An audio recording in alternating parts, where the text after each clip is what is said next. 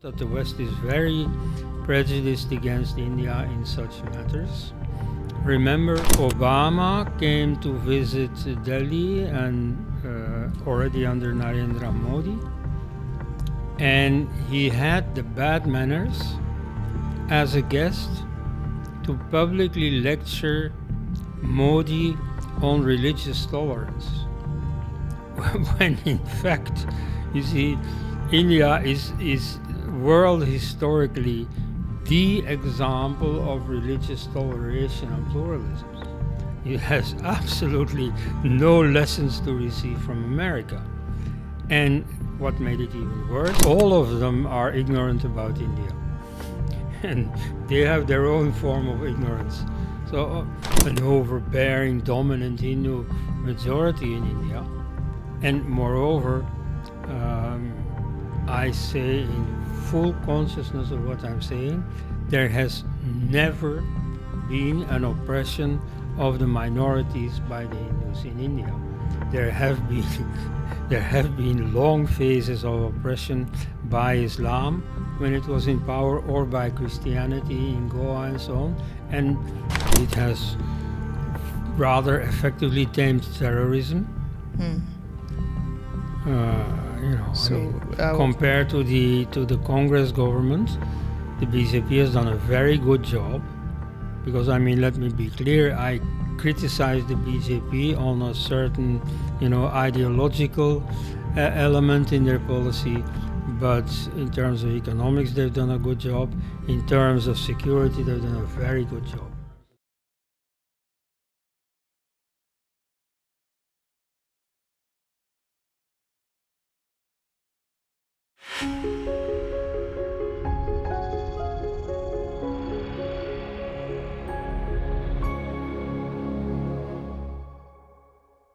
Namaste everyone, and welcome back to another podcast session with Dr. Koenraad Elst. I, Tirtha, your host from the Center for Indic Studies in Indus University, welcome all of you and Dr. Elst. So Dr. Elst has worked largely on socio-political issues. He is a renowned scholar. He has worked on the out of India theory, and then he has also worked on several issues pertaining to global geopolitics, and he has also addressed how we can place India into that global spectrum of geopolitics. So today's session would, it would be about global geopolitics and where India is there in the map at present today. So, Dr. Elst, namaste and welcome once again.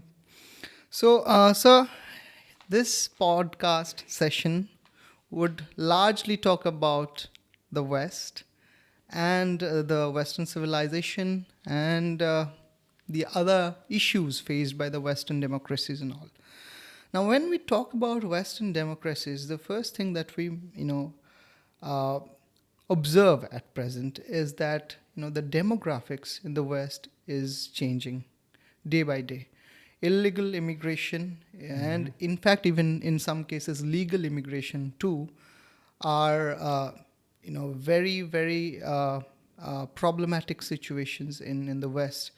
And to some extent, these illegal immigrants are causing vandalisms, arsons, and even acts of terrorism. And sometimes even the legal immigrants from Arabic countries and other countries, they are basically supporting them. And especially you can take the case of the, UK's rape cases, minor rape cases, which was in the news headlines a few days ago. And they have these grooming gangs in US, mostly Pakistani Islamist groups. They are targeting young white minor girls, and they're basically, somehow abducting them and somehow, molesting them, and at times they're raping them, and they're trying to make them convinced that, okay, this is fine, this is how the thoughts, is carried out in our tradition. And we see a bleak, response from Keir Starmer, and the government, incumbent government in England, and they have largely remained silent on that issue. He has criticized, but it's just word of mouth service kind of thing. And then we also see the same government also imprisoning people based on their social media posts. So the same government that is, putting people behind the bars because of, just social media posts that might trigger some certain outrage in certain societies. The same government is also remaining largely silent and inactive on these cases.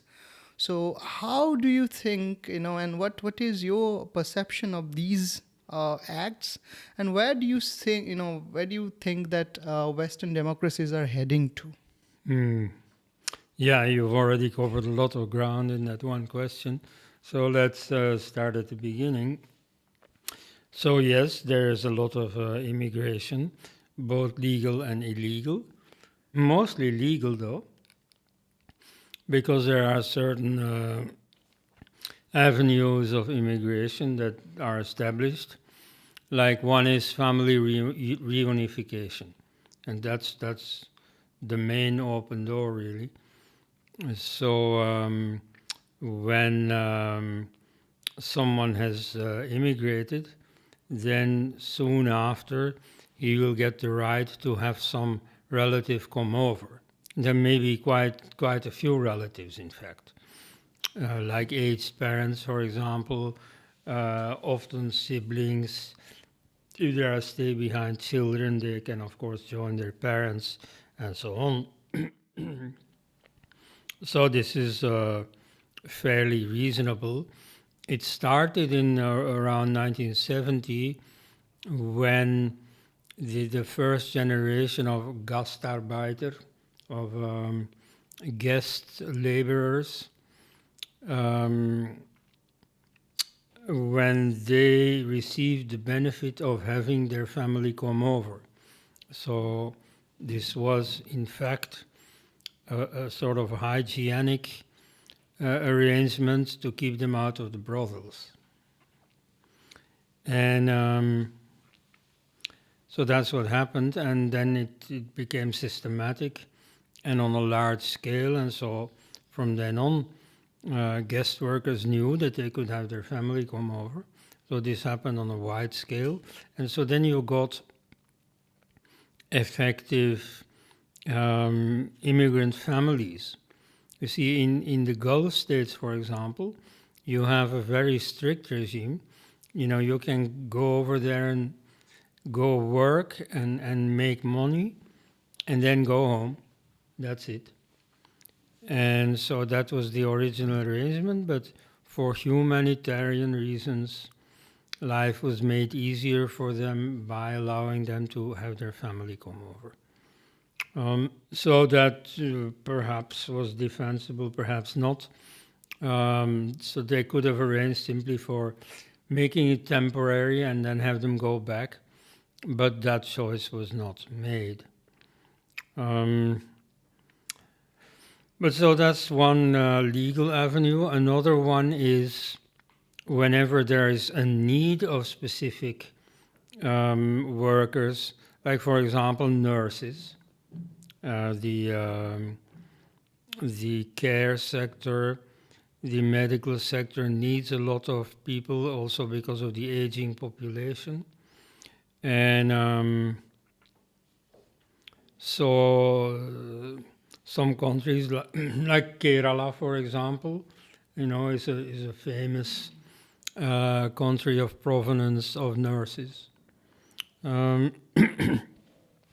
So that's going on.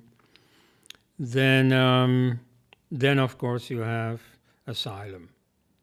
And so that's a very large, wide open gate, and countries that are in the news for civil war, like Syria, for many years. If you have that nationality, you can very easily come in.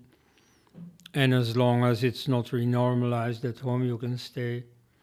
And meanwhile, you can get a job, you can get married, whatever. And so it's usually possible to just stay on indefinitely. So all that is happening. It's only the last few years that in more and more of the countries of the European Union, there are curbs. And so it's even in the countries that were most hospitable that now you can get limitations like Sweden. Sweden was the country that opened its arms and then faced the brunt of it. Yes, you see, Sweden went very far. In the 70s, the parliament voted unanimously to become a multicultural society. And then they opened their borders wide, and now they're not so sure anymore. So, once again, pinning back to the issue, since you mentioned about multiculturalism, so that's a term that modern left social media studies would focus on.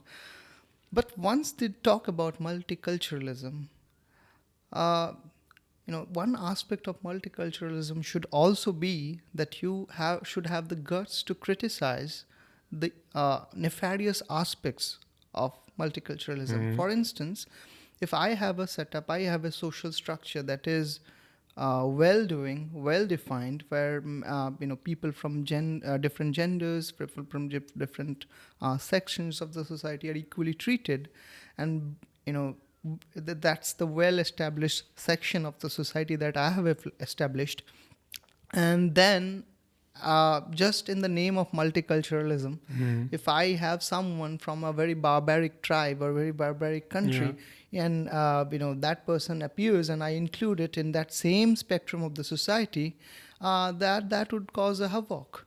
So why is it so difficult for leftist thinkers to understand that multiculturalism, although it sounds very ideological, very ideal, and very, very humanitarian at times, but it also has certain limitations? And why aren't why are they so shy to address these issues? Well, sociologically, the leftist ideologues tend to belong to a different class than those who are the victims of these policies. So they can afford to ignore them. Then, as soon as the protests against these policies become more determined, they are politicized. And so before too long, you can discern some far-right element in it.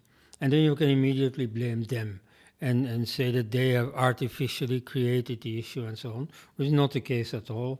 You have a very recent, very clear example, namely the murder of a few schoolgirls in England by someone of whom the media at first swore that he had nothing to do with Islam. It turned out that he was a convert. And for some reason, many converts to Islam think that terrorism is part of the picture. So perfectly ordinary people were scandalized, protested, and then Keir Starmer went on TV saying, "Oh, it's the far right, it's a conspiracy." Come on, nonsense. And so, people were disgruntled, let's say. So this was perfectly genuine. This was a perfectly normal popular reaction. But, okay, it is precisely those ideologues who have their eye on the far right, largely imaginary, but here and there, and less than in the past. I mean, I remember as a child, I actually saw what was then the far right in the streets and so on once in a while. It is now very hard to find them. Like, for example, back then, a foreigner stood out, and it was rather easy to whip up negative feelings towards them. Today, I mean, you see, my kids have gone through school with blacks, with Chinese people, and so on. It's perfectly normal for them. And so the material for whipping up hatred is not there anymore. Okay. So, whenever we talk about these issues, okay, so inevitably, in view of the leftist observers, we tend to cross the boundary for political correctness. Yeah. And talking of political correctness, I guess BBC and CNN and these media houses are the harbingers of and protectors of this political correctness. So, BBC, a media hub that that originated from England, that media house somehow defending the rapes of the minors on the British soil, on the English women or English girls, defending that same cause by some other fringe elements. Yes. So, has the West, let's say Western civilization, traveled to such a desolated, area where there is no hope of, getting some, sanity back into the discourse of the sociopolitics? Well, I'd say that on the continent in Europe, sanity is coming back. You see that simply by normal democratic means, through the elections. So you see that parties who do want restrictions on immigration, who do want to send criminal immigrants back, and similar proposals, they are gaining everywhere. And even more important, perfectly mainstream parties are becoming much more aware of the problem. Like in Sweden, you had a right-wing party, the Sweden Democrats. They gained somewhat, but what really made the difference is that the dominant socialist party took these problems to heart, which is what the normal development is in a democracy. And so in Germany already the Christian Democratic Party is also evolving in this direction. In France, Macron's own party is somewhat evolving in that direction. You can also see the French National Assembly, so the rightist party, was pretty much a far-right fringe party, and simply by having to address real problems in society, they have also moderated themselves. They have, sawn off the fringe elements in their program. So it works both ways. The right-wing parties become less extreme, and the mainstream parties become more conscious of the problem of the people. So that's, I think, is a very healthy evolution. Okay. And since you mentioned about these right-wing parties and politics, I can name a few like Giorgia Meloni in Italy, then Viktor Orban in Hungary, Geert Wilders in Netherlands. Yes. Okay, then in Sweden Democrats you mentioned. Then we have Javier Milei in Argentina and Christopher Luxon in New Zealand. So the right-wing political parties are gaining dominance in Europe and even globally, if you can observe. And when we talk about these right-wing parties, okay, although in India we can't really segregate the political scenario into right and left, but talking from India's perspective, because BJP is seen as a right-wing party, although Indian politics, as I mentioned, it can't be bifurcated into these two binaries. So, but still, since BJP has certain causes which might go in tune with these right-wing parties of Europe and the globe. So where do you think India's position under this incumbent government would be when they are trying to negotiate terms with these political parties, at least on the cultural front? Well, there is an issue that is very parallel, namely illegal immigration from Bangladesh and from Myanmar. And I must say that there again, the BJP is not doing anything. There must be, 20, 30 million Bangladeshis in India. And nothing is being done. And so long ago, this was part of the BJP's program to send them all back.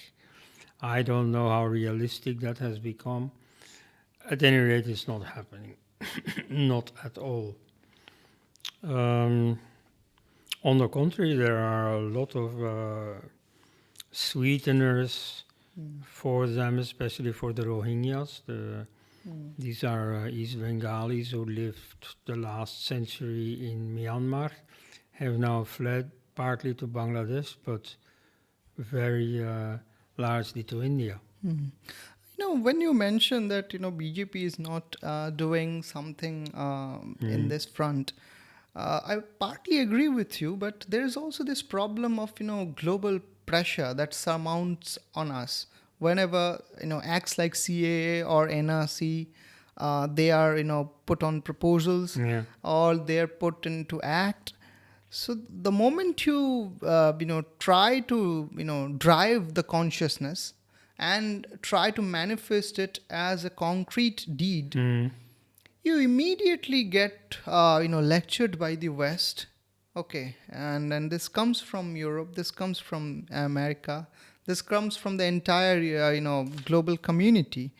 So to some extent our hands are also tied.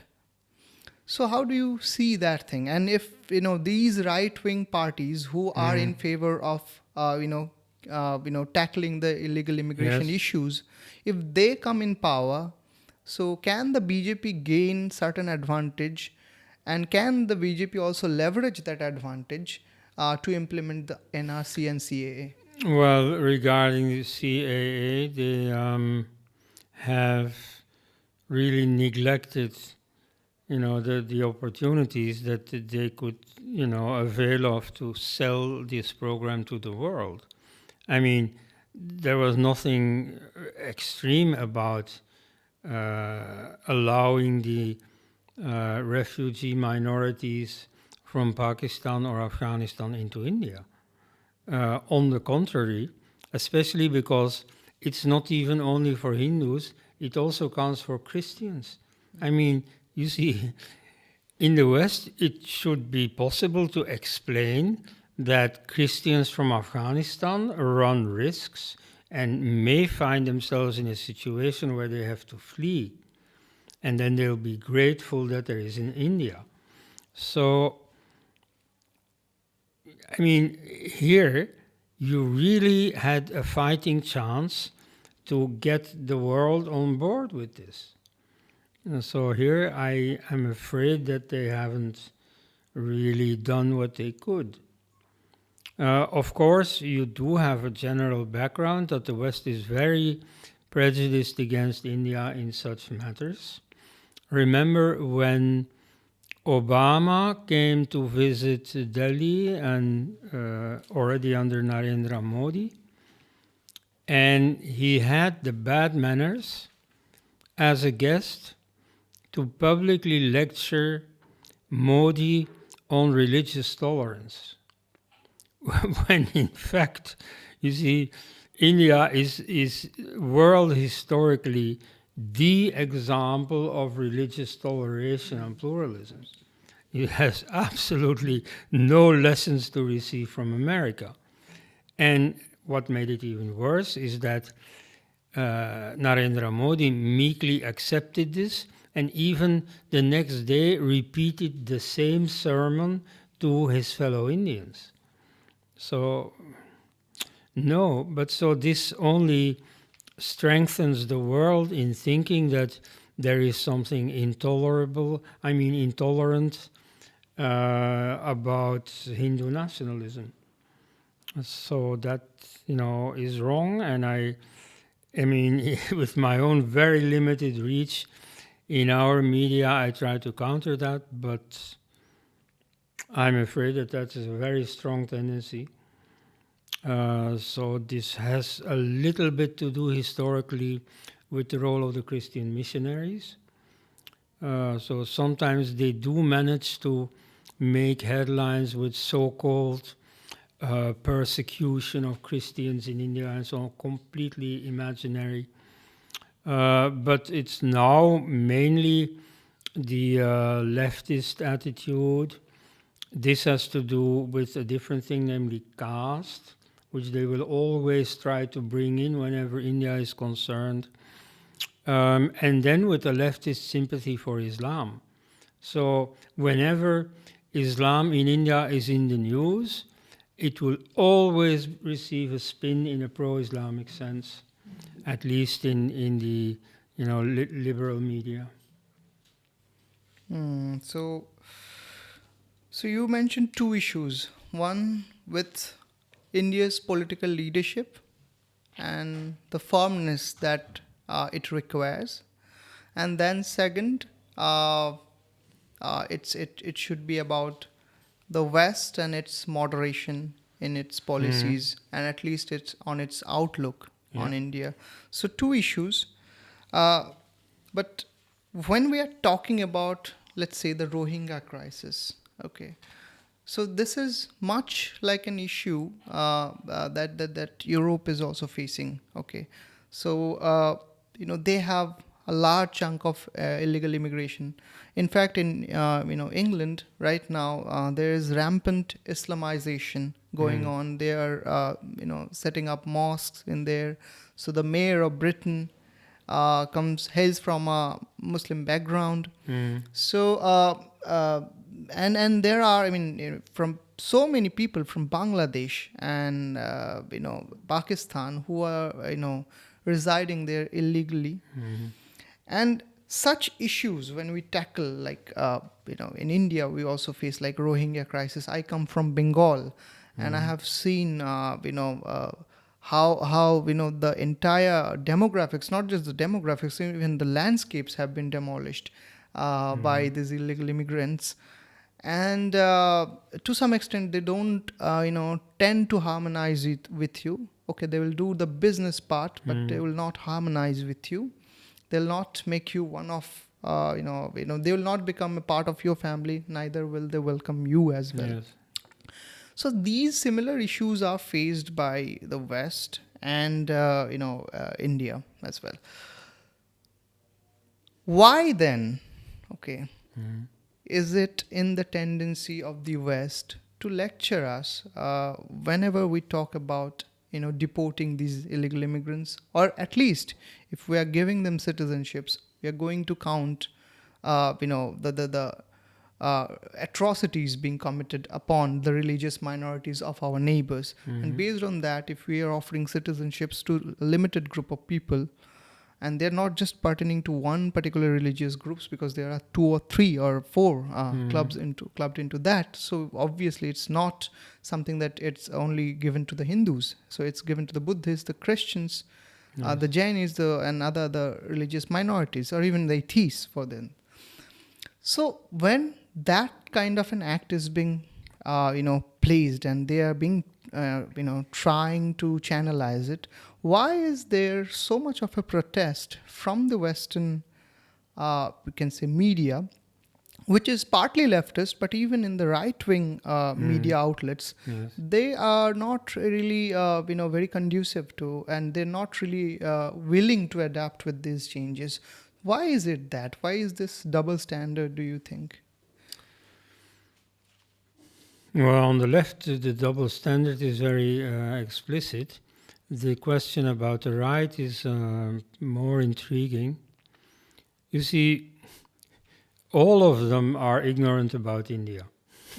And they have their own form of ignorance. So on the right-hand side, mostly you still have the Christian missionary aspect. So they are used to seeing India through those eyes. And so they still have this idea that, Indians are guilty of persecution of the minorities. And so that's where the word minority even works among Christian audiences. The word minority, of course, now has been or is being championed by the left. The minority that always is good, the majority is bad. So whatever Hindus do, like this book by Kaushik Gangopadhyay about the concept of majoritarianism. Majoritarian myth, that's the Yes. You see, he shows that there is no such thing as an overbearing, dominant Hindu majority in India. And moreover, I say in full consciousness of what I'm saying, there has never been an oppression of the minorities by the Hindus in India. There have been long phases of oppression by Islam when it was in power, or by Christianity in Goa and so on, and a little bit, or let's say a privileging of the Christian minority in the British period. But so the reverse has never happened. Now, to go explain that in the West, I'm trying to do that, but I mean, that's a very uphill battle. So they have this attitude, well, partly because of an a priori. You see, without researching India, very few people do that. They simply have this axioma, this a priori that a majority must be oppressing the minorities. So they don't look at what the situation effectively is in India. They say majority are oppressor. And so, that's why they keep having this negative attitude towards the Hindus. Yes. So they are basically putting their own experiences and trying to paint India in that color. Obviously, problems are going to emerge if they do that. Yeah. But since you mentioned that most of the people in the West are really ignorant about India and its long traditional and cultural ethos that it has carried so far. So my question to you would be, why is there this much apathy to know? If you are trying to lecture on someone, if you're trying to opine on something, why should you have this, apathy to know about that particular culture, that particular people, or that particular civilization, so to say? Yeah, well, it's there's a journalistic rule called the dead per kilometer, which means that an event becomes more newsworthy the fewer kilometers it is away from you, and the more people are dying in the event. So you see, India is fairly uneventful. I mean, there are natural disasters, the stampede in the Kumbh Mela or something, but I mean nothing really. And long ago under Indira, there were big riots, 1,000 people killed and so on. That doesn't happen anymore at the moment. It could happen, it could restart any time, but still for years it hasn't happened. So India is not drawing the attention. Vaguely they hear that India is coming up. Like last year, it became the most populous country in the world. So that's a little blip on the radar, but nothing serious. And so, no, I mean, as an Orientalist, I have to say, Orientalism is out. You see, so there was a China wave. You are admitting it. Yeah. Yes, camera. Of course. You see, there was a China wave 10, 20 years ago. That's over. And I can't say that an India wave has come in its stead. Not at all. Okay, so you would be skeptic about, the news or the media reports that are peddled that India is about to become the third largest or fourth largest economy. It is already the fifth. Well, yeah, I mean, it's a little news item and then, next page. So why would the West, discard the fifth largest economy? Because if they have interest about Japan, okay, of course, Japan shares a historical warfare kind of thing Yes. with the West, but still, if they're caring about Japan and other countries like Brazil, why not about India? Because India has surpassed them in economy. Let's make that comparison. You see, on Twitter recently, some American Hindus were very angry with me because I was. You defended Winston Churchill?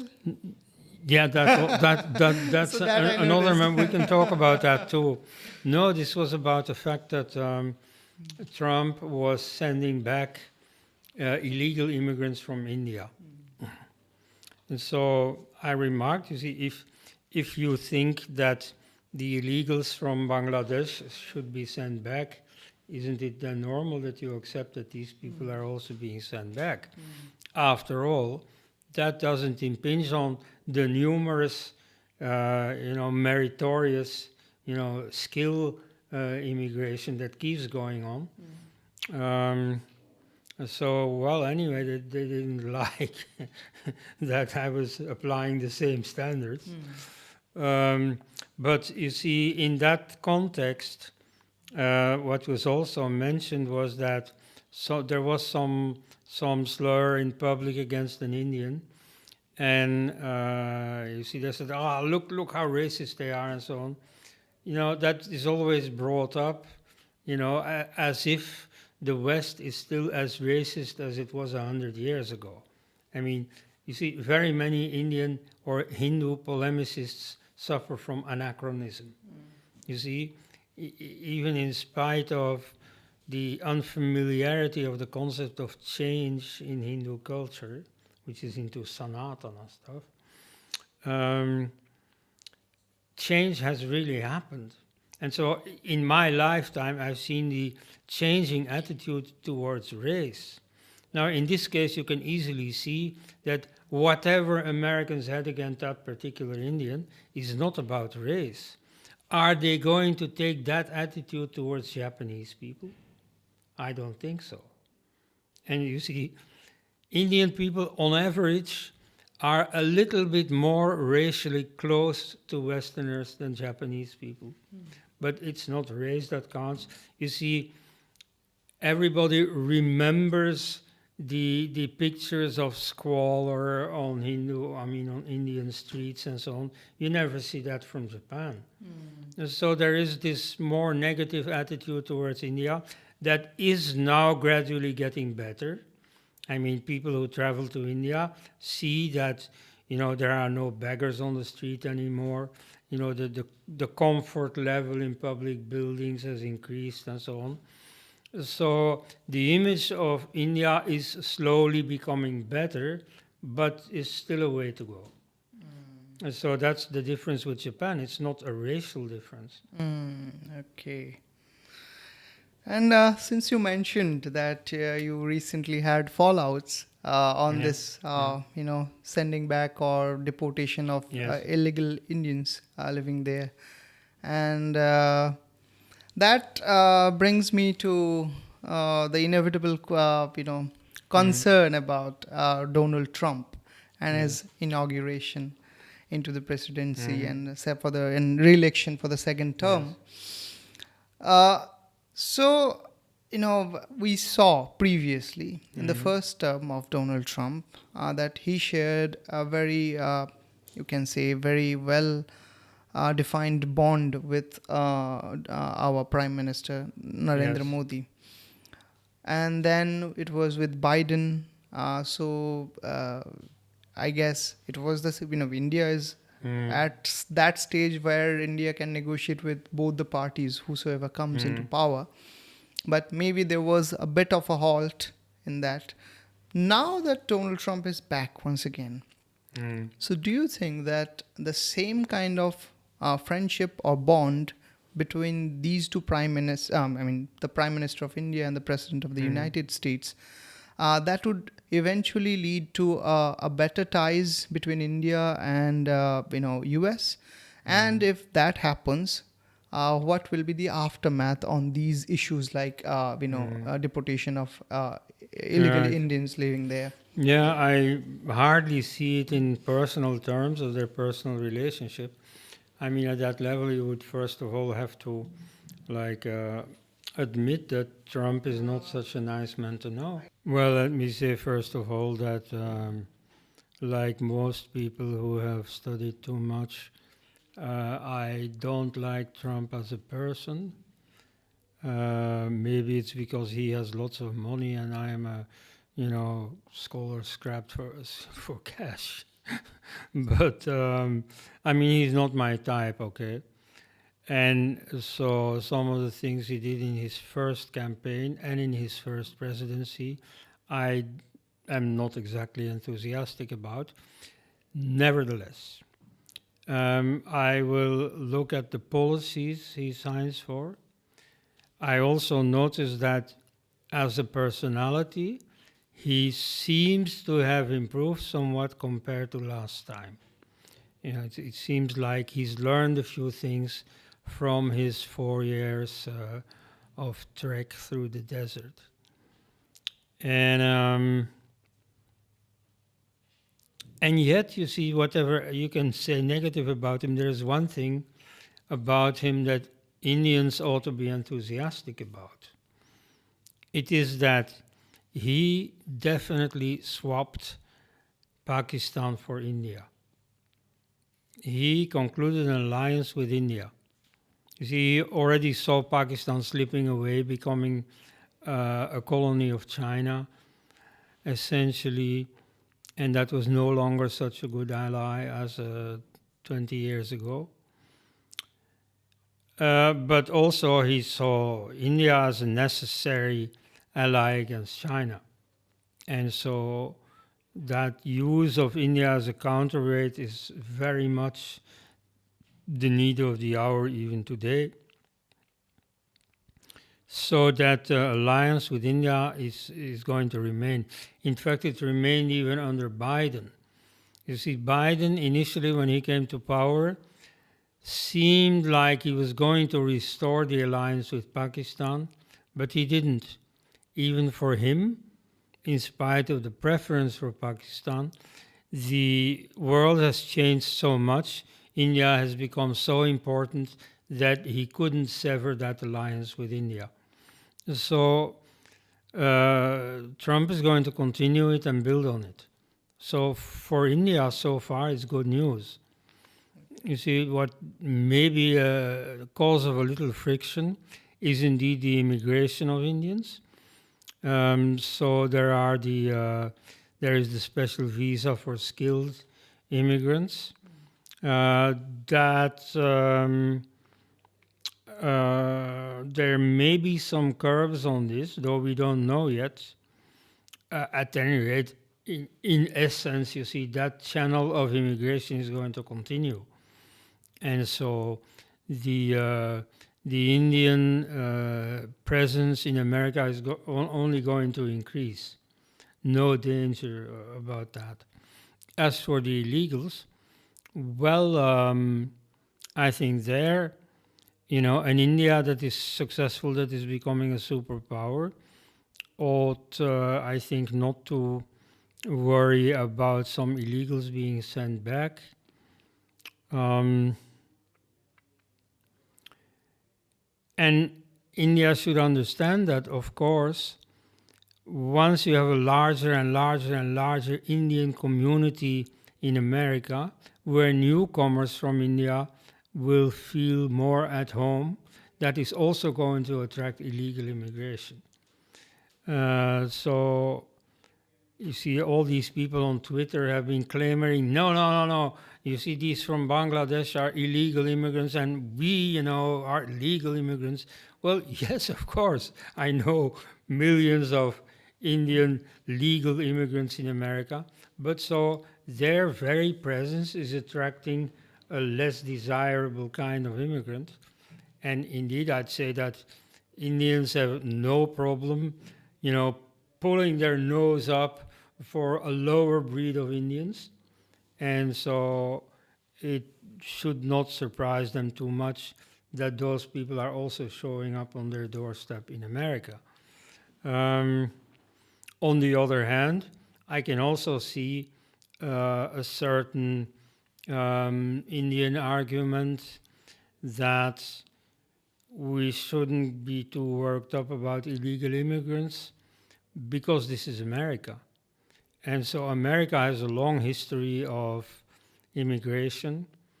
You see, among the existing ethnic groups in America, the one that Hindus feel, at least in principle, most akin with are the Native Americans. And yet, like the whites before you and the blacks and all the immigrants, the Italians and the Japanese and whoever has settled in America, you too are now taking the land from the natives. Yes. Now, of course, this is not entirely fair. First, the land has been taken from the natives, and so you are now joining the land that has been dominated by whites, now increasingly by whites and blacks and Hispanics and so on. You're also taking your place there. But so, strictly speaking, I'd have a little bit of attention for the position of the natives, who only see ever more communities taking their land.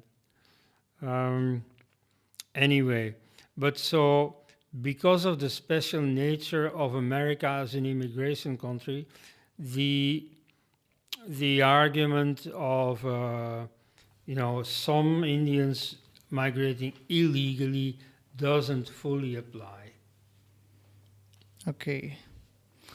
So even if we skip this little hullabaloo around the immigration aspect, so you are hopeful about the second term of Trump's presidency. But if we observe India's position and India's stance, Dr. S. Jaishankar was sitting at the front row when Donald Trump was taking oath. And at the inauguration speech, so Trump mentioned certain things like freedom of expression and all, and for that Dr. Jaishankar stood up and he clapped and he celebrated those ideals. But at the same time, if you see, and the video is already there on the social media and YouTube, that when Donald Trump was talking about taking the Gulf of Mexico, or let's say talk about the Greenland, which is going on. So when he mentioned about these, you can say trespassing methods, I guess. So for that, Dr. Jaishankar had a very stern reaction. And everyone stood up and clapped, but Jaishankar was sitting right there. So that was a very symbolic gesture, and that also talks about India's position, that India is not going to negotiate with Trump based on his terms and conditions. So it is that we are also going to place our terms and conditions. So when we do that, when you have a megalomaniac like Donald Trump, and you're trying to trying to negotiate with him with deals and based on your terms to some extent. So how do you think that would eventually transpire to be? Well, India owes it to its stature. By now it has already achieved the status of one of the few superpowers. Of course, it can't just be an applause machine for the American president.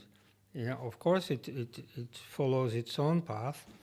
Moreover, in this case in particular, it is important to take distance from Trump's viewpoint, because there he really may be doing something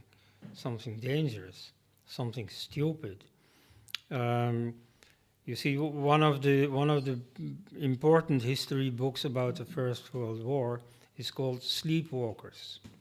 And so it makes the analysis that of all the great powers, including Germany, there was none that really wanted a world war. And it's not only the ordinary soldiers, even the generals. If they could have seen in 1914 what would have become of their country in 1918, he's not at all sure that that is what they would have chosen. So in this case too, what are we starting?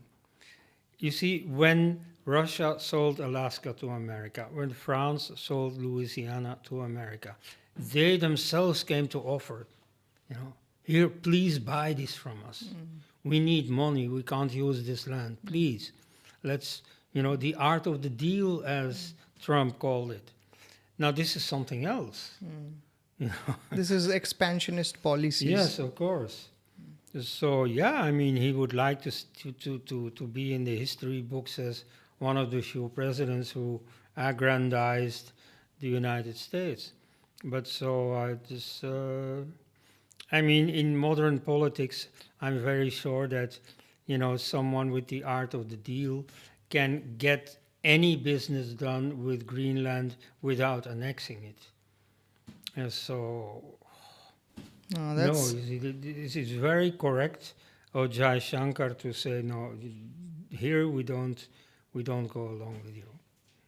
So India is asserting its, we can say, position. Well, India has, even under Nehru,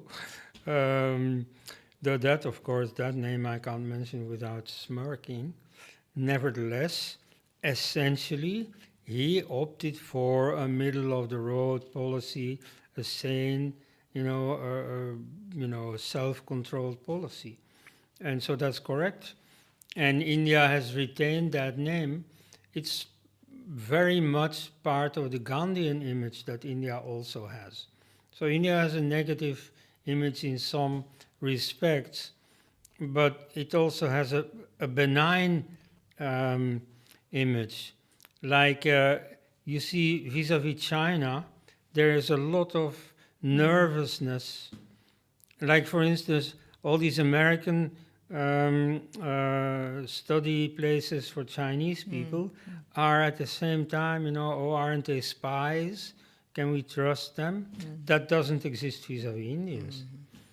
So, you see, India has a very benign reputation, and so Jaishankar is very much honoring that. So that's India's position, and we also talked about Trump's flip side. But here is one thing that I guess, both Indians and the Americans would agree upon is Donald Trump's policies on the anti-woke campaigns, and especially the DEI implementation that was going on. So maybe that's where Indians, mostly, not always, but a large chunk of Indians would also agree. And so from, when there is, right now we have diplomatic warfares, we have, trade deals, tariffs wars, and all these things are going on. But at the same time, we also see that there is a cultural war going on. And in that cultural war, we have two sides. One is the far left woke gangs, and then we have people who have remained sane, largely, I would say. And so we have this group. So in this group, I would, I'd see that most of the Indians would fit the second camp, not the woke camp. So maybe when the cultural warfare is going on, can Indians and Americans, take up solidarity and, fight the cause? Well, you can learn, in this case, from Trump, how to conduct policy. The evening after his inauguration, he signed a number of 200 texts into law that he had prepared the weeks before. He had appointed lawyers and so on to write the correct legal text, and so they were totally ready. All he had to do was sign, and the same evening he signed them. Okay, now that's policy making. You see, I've seen all these devotees of Modi who for 10 years were excusing his inaction, saying, yeah, but he needs time. 10 years have been wasted. Now, mind you, it's not all wasted. You see, for India, Modi has been a very good prime minister, one of the greats. And though I still think that Narasingha Rao was the greatest prime minister of India so far. Nevertheless, he's done a good job. And so every secularist and every tourist from abroad who comes here will be impressed with the progress that India is making. So for India, he's been a genuinely good prime minister. He did Vikas, plenty of it.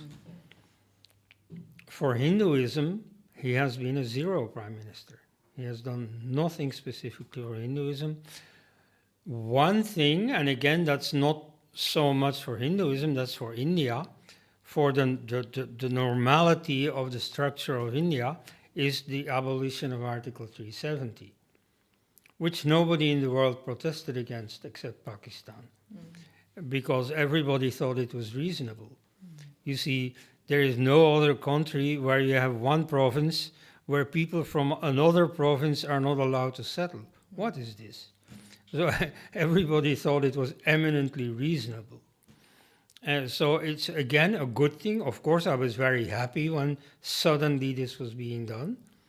Nevertheless, it was not a Hindu demand that was being answered.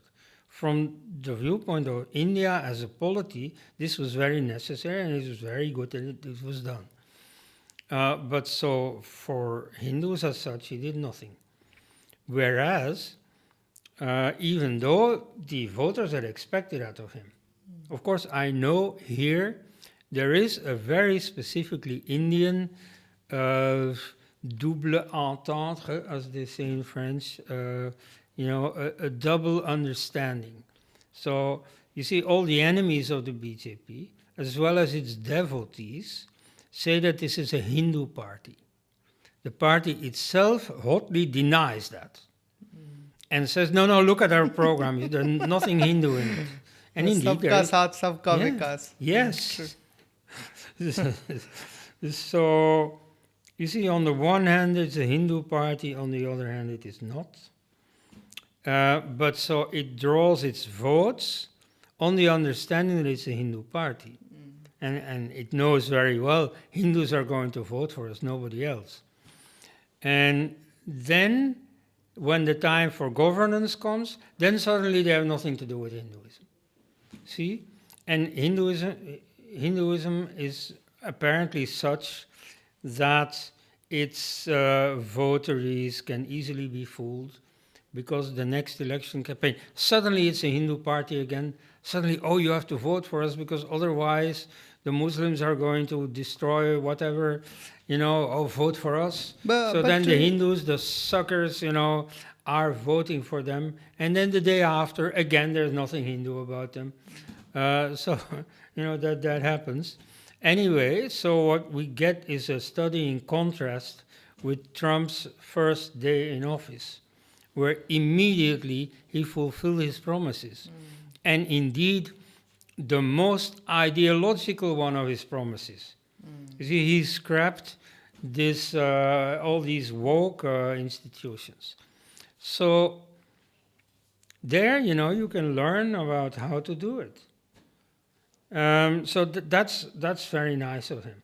And so he won our hearts with this. But then immediately, he also did things that, few sane people can support. Two problems that I notice here. One, our constitution doesn't provide our prime minister to sign executive orders, which would immediately be turned into laws. So we have to pass it on. So that thing is not possible for prime minister.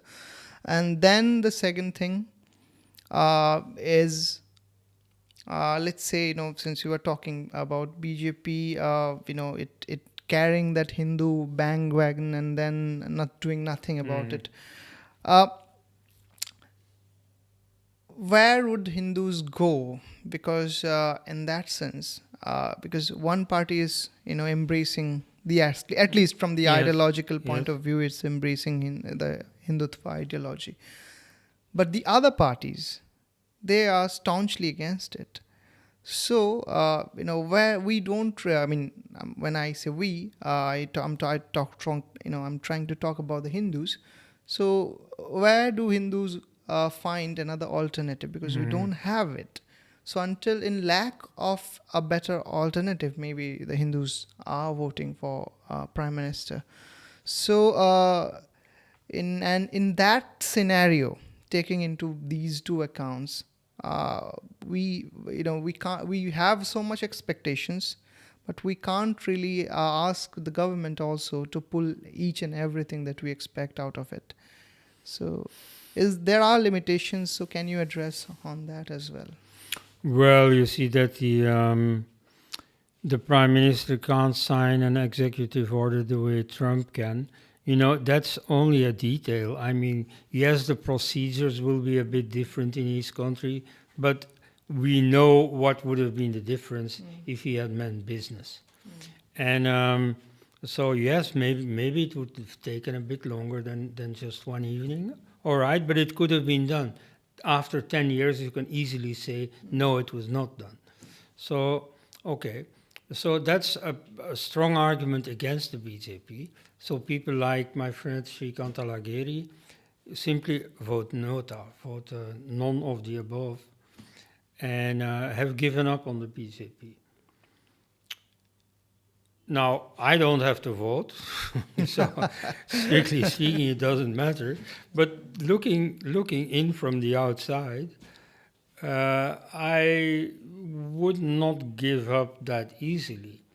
Another party has been tried in the last elections, this Sanatan Bharat party, and nothing much came of it. It also perished in corruption and scandal. And even if it had been a good party, before it became strong enough, would also have taken some time.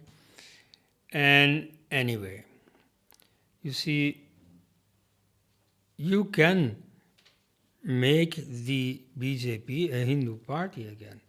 You see, all the people who have joined it, not 100%, but very many, long ago joined the party thinking, I want to do something for Hinduism.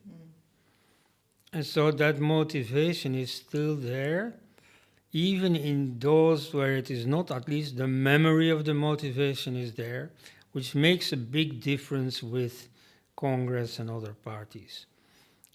So it must be possible to somehow address that deep motivation and make it politically relevant again. Now, I don't want to say too much about how to do this. I noticed that it is not being done at any rate. This has something to do with the Hindu mentality, because it was possible all along to do such things. Like, for example, you could form a Hindu lobby, partly inside, partly outside the party, that would pressurize all concerned, also the other parties, in pursuing a Hindu agenda. In 1996, the Vishwa Hindu Parishad issued the Hindu agenda. These were 40 demands to all parties. The only party that really took notice of it was the BJP. But so, that is one thing you can do, and indeed it happens in other countries. Like in England in the 70s, 80s, there was a militant tendency of Trotskyites who joined the Labour Party and exerted a leftward pressure on the Labour Party, partly successfully. Similarly, in the United States, around 2010, there was the Tea Party movement exerting a rightward pressure on the Republican Party. Even in Congress in the 1930s, you had the Congress Socialist Party exercising a leftward pressure on Congress. There was also, until 1935, an intra-Congress lobby called the Hindu Mahasabha that was forced out and became a separate political party. But so they try to advocate for Hindu interests within the Congress Party. So this is a perfectly normal thing to do. So you could have a pro-Hindu lobby, you see, again, trying to steer the BJP in a pro-Hindu direction. But nobody's doing that. And so, I mean, on Twitter and so on, I have often been asked this challenging question, hey, and what would you do? Well, I know what I would do because it is being done in other countries, but I don't know, I see no action at all on the Hindu side. Okay, so that would be a very polemical claim, I guess, for our audience. So since we talked about Trump and India's relationship, now we have to talk about two interesting figures. One is Kash Patel, who hails from Gujarat and he migrated to the US, and right now he's about to be confirmed as the FBI chief. And he's an ABCDEFG. Sorry? An American-born confused Deshi emigrated from Gujarat. His parents migrated to it, so...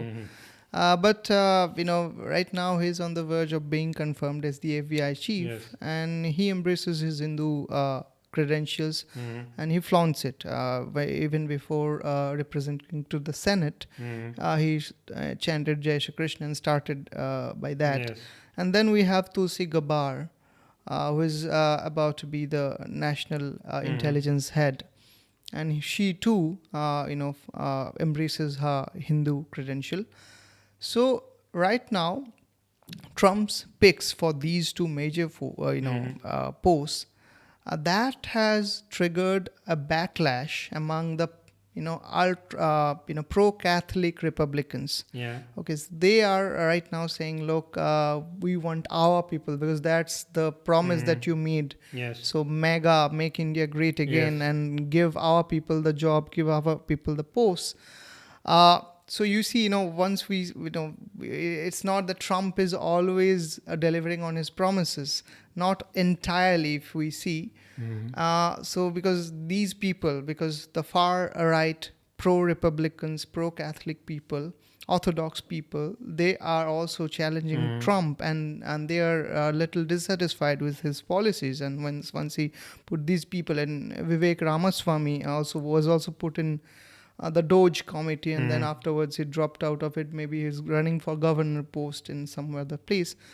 So based on this situation, what do you make out of it? Because previously you mentioned that Trump is delivering on his promises 100%, but once we observe in very nuanced situation, it's not like that. It's not how Americans expected, which is quite similar to our position. When we voted the BJP to power, the people of India voted BJP to power, the expectations were much, much larger, but maybe they are not being able to fulfill 100%, but they are at least trying to do 10% or so. So based on that and these two figures that I mentioned, how do you... Well, you see, if you're the president of a big country and, you represent the big tent, many communities participating, you can't please everyone. In this case, you see where he stands, he has a much broader view than these people back in their small communities in Mississippi or Ohio or wherever they are. And so he has more understanding of, well, you see, America can't go back to the 50s. And so, these immigrants are here to stay. and especially the Indian American community is quite important to him. I guess also as donors, I don't have a very much understanding of those matters, but I'm sure in campaigns they make a lot of difference. So you see, Hindus have made themselves useful for him, and he wants to do something back. Indeed, you see, as far as I can already tell, I have a very good impression of those Hindus that he's picked as his assistants. But so yes, I mean, in some communities in America, they very much long back for the 50s or before, and so they would hope for more, but I think there he knows his people, and so he knows how much he can give to each one of them. Okay, so you can say the proportion might not fit this argument. That's what you're trying to make out of it. Well, I mean, already 2 people for Hindus among the top posts, that's not bad. That's a good start, and in the future, I guess more will come. But so no, I go with these and then hope that Vivek becomes the governor of Ohio and so on. I mean, now it's taken off. You see, Hindus can't be stopped anymore. Okay, so that's quite an axiomatic line. So I would like to conclude this event, but I want to have 3 key takeaways from your side based on 3 different aspects, and this is partly solely for the Hindus. The socio-cultural front, then the economic and geopolitical front, and finally the global peace kind of aspect. So on these 3 fronts, Yes. at present, with the incumbent government in India, the BJP government, and seeing the rise of right-wing parties in Europe and abroad as well, and Donald Trump as the US president. So what are the 3 key takeaways in these spectrums? Well, about socio-economic things, I have little to say, except in this case, I mean, Trump is asking for it. So I think Denmark should swap Greenland for California. You see, in the 17th century or thereabouts, there was a war between Holland and England.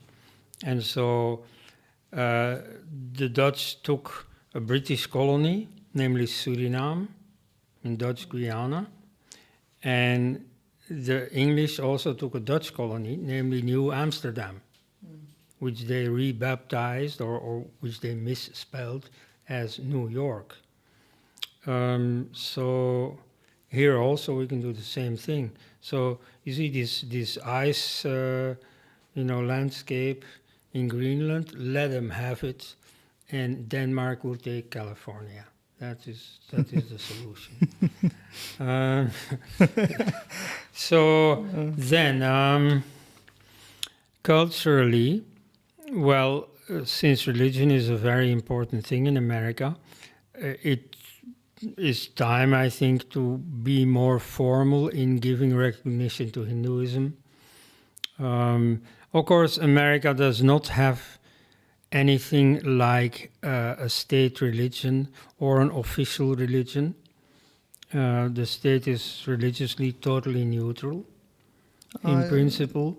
Do you think that the American Orthodox Christian people, they are going to be in tune with the Hindus? Because Vivek Ramaswamy recently was in a program, and there one far right pro-republican person stood up and he said, it's Hinduism is the wicked pagan religion. So this is the exact quote that I'm saying. So do you think that we can establish a tune between these 2 communities based on political lineage? Well, it depends how serious they take their Bible. So of course there are Christian sects who don't mind. Most extreme is the Unitarians. But so some of the mainline Protestant churches have made their peace with other religions. They already think it's a good thing if there is religion at all in people's lives. So they have given up caring too much which religion specifically. But yes, you see, you have strong, Bible solid believers in America, millions of them. And yes, for them, you people are just devil worshippers. That's still there. So I don't think that the state is going to trouble you on that. But, among ordinary people, there are still millions who tolerate you, but who don't really like you. That's true. It's, it'll take another generation or so, before that goes. Okay. Nothing to do So about it. And there was a third one. There was a cultural, economic, and what then more? that you have partly addressed. It's the global peace efforts. Global peace. Well, I am all for Because it. Don't know if you know anyone who's against it. Let's debate. everyone is for it, but no one is trying to do anything for it. That's and maybe they're trying to decentralize it at the same time. Well, I think India is doing a good job. You see, it has rather effectively tamed terrorism. Compared to the Congress government, the BJP has done a very good job.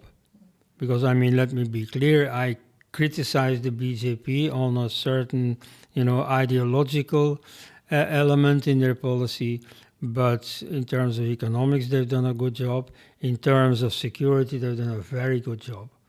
You see, when you see now the metal gates in front of hotels and metros and so on, it's perhaps too early to already take them away, but nevertheless, they are healthily obsolete.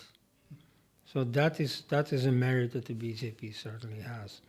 And so that's, that approach is necessary for world peace, peace through strength. NATO, in its headquarters in Brussels, has been saying the same thing. And so I think it's a wise policy. So it's, with people like, Pakistan, it's necessary to show strength to warn them off. But so India has found the correct measure between, being peaceful and being strong. Thank you, sir. So, as Dr. S suggests that Samadam Dandaved, we have to imply all these efforts and implement them into actions if you want to see sustenance and if you want to see going ahead economy and socio-political structure for this nation. So with that, I hereby conclude this section of the podcast. Thank you for joining us and hope to see you soon with another episode. Thank you. Namaste.